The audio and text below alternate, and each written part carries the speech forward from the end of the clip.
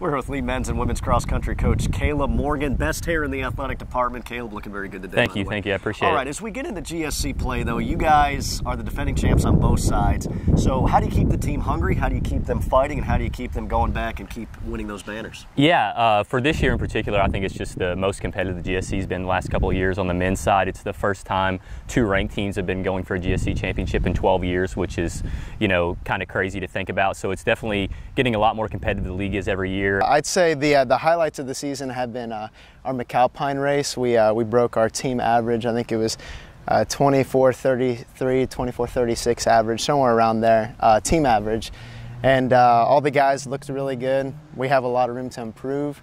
That was in the middle of some pretty intense training, so with some rest, I'm excited to see what we can do. We're just going to go in there and do what we've done the past few years. We're going to run well. We've been tapering just a little bit. We got some good competition for conference this year, so we're gonna run strong. We're gonna run well and pack together, and we're going to run for each other. And on the women's side, same thing. You know, we're ranked 23. UAH is ranked 27.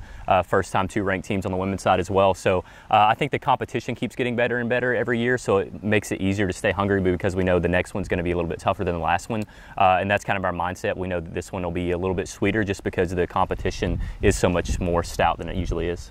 Race-wise, I think McAlpine, we had a really good race. We had the best top three girls that we've ever had, and I feel like we've really been racing well as a team, and I feel like we're all just working really hard and we're ready for this postseason. I don't feel like the mindset's any different. I think we've got that confidence knowing we have done it before, but also knowing that we can't be resting on last year going, no, we've won this. You know, we still got to work hard this year, and we've got to still trust our training and work as a team and know that we've got some good teams that are trying to get the title as well. Yeah, for the men, we have freshmen running as our 4, 5, 6, and 7, which we've never had 4 freshmen in our top 7, and those guys are just phenomenal. A couple more redshirt freshmen, so a lot of newcomers that have really come in, adapted well to the training, really improved and developed really well. And then on the women's side, we had Chloe Flora come in. She's running as our number 1 this year.